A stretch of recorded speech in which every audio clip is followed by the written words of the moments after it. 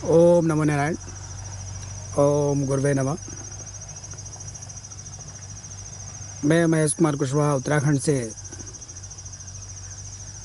आज 7 नवंबर 2020। देखिए, हमारे भारतवर्ष में वन संपदा बोले या बोले प्रकृति ने हमें बहुत कुछ दे रखा है, लेकिन हमने दोहन करके या फिर उसके उपयोग को ना जानते हुए उन चीज़ों को नष्ट कर दिया। इसी कड़ी में देखिए, एक जंगल में नींबू होता है जिसको हम बिजोरा नींबू बोलते हैं, और ये घरों में पहले लगाया जाता था और इसका प्रयोग करा जाता था। यहाँ भी कोई घर से लाया होगा, उसका बीज फेंका होगा या फिर उग गया होगा। तो इन नींबू का बहुत फ़ायदा था। तो ये देखेंगे बहुत फैला हुआ है, पूरा झाड़ हो गया है, क्योंकि यहाँ साफ़ सफाई नहीं होती है। जंगल में तो प्राकृतिक रूप में उसी तरीके से उगा हुआ है। तो इस बिजोरा नींबू का उपयोग मैं आपको बताऊं उससे पहले इसकी पहचान करा दूं। देखिए, इसके झाड़ देखेंगे काफ़ी बड़े बड़े हो जाते हैं, 10-10 फीट ऊपर तक, और पत्ते वैसे ही नींबू की तरह ही होंगे। पुष्प इसके लंबे आते हैं, ये देखेंगे।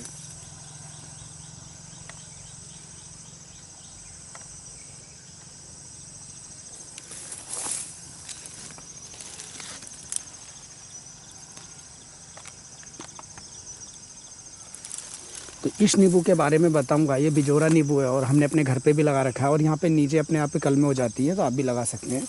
इसकी खासियत यही देखिए, ये नींबू बड़े बड़े होते हैं और इसको बिजोरा नींबू बोला जाता है।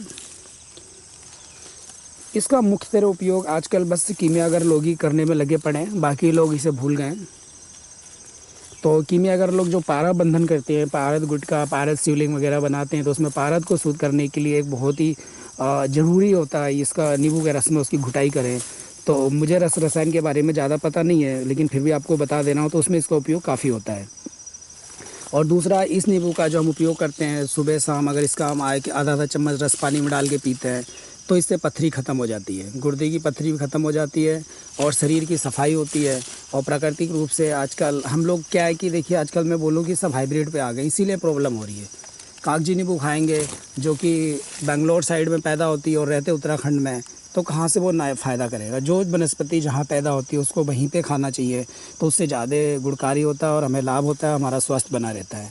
तो यही चीज़ है, हमने अपनी नेचुरली चीज़ों से दूर होते जा रहे हैं। तो देखिए, इसके पौधे भी लगा सकते हैं। और पहाड़ से भी पिछले साल मैं सिर्फ नींबू पे एक कलेक्शन था मेरा, तो मैंने वहाँ पे कुछ पहाड़ी नींबू जो होते हैं पिथौरागढ़ की चोटियों पे, वो वाले नींबू के पौधे तैयार कर रखे हैं। अगर किसी को चाहिए होगा तो उसके पौधे हम दे देंगे। मैं भूल चुका हूँ, उसमें चू भी था और एक बड़ा नींबू होता है जिसको चकोतरा बोलते हैं, लेकिन चकोतरा गुलाबी कलर का होता है, वो सफ़ेद चकोतरा था जो पहाड़ों पे होता है।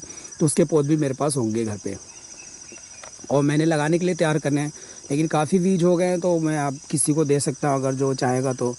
और इस तरीके से देखिए, ये बिजोरा नींबू है और इसका उपयोग करिए, रसायन को छोड़िए। हम तो कहते हैं अपने खाने पीने में यूज़ करें तो हमें पथरी नहीं होगी, तो कितनी अच्छी बात है। आजकल पथरी से लोग परेशान हैं, यानी किडनी की बीमारी नहीं होगी, हमारा लीवर सही रहेगा, हमारा हार्ट सही रहेगा। तो ऐसी चीज़ें जहाँ भी आपको मिलती हैं तो इसका संरक्षण करें, और जिस पे जगह है वो इसको अवश्य लगाएं। जिस पे नहीं है उसके लिए तो मैं नहीं कह सकता, लेकिन जिस पे जगह है वो इसका ज़रूर लगाएं।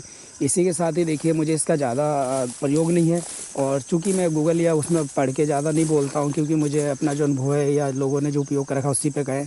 तो इसको बहुत लोग ढूंढते हैं इस नींबू को, लेकिन मिलता नहीं है। तो ये हमारे जंगलों में अपने आप उगा हुआ है, और इसके यहाँ पे कम से कम 8-10 झुंड हैं ऐसे ही करके। 3-4 तो झुंड मुझे पता है, बाकी और भी होंगे, तो मैं कभी अंदर गया नहीं हूँ। तो ये सड़कों के किनारे ही थोड़े हैं तो दिख जाता है। तो इस तरीके से इसको मैं पुनः आप लोगों से रिक्वेस्ट करूँगा, इस नींबू को ज़रूर लगाइएगा, क्योंकि आने वाले समय में अगर ये नहीं मिलेगा तो हमें बहुत नुकसान होगा, हमारा आयुर्वेद को नुकसान होगा।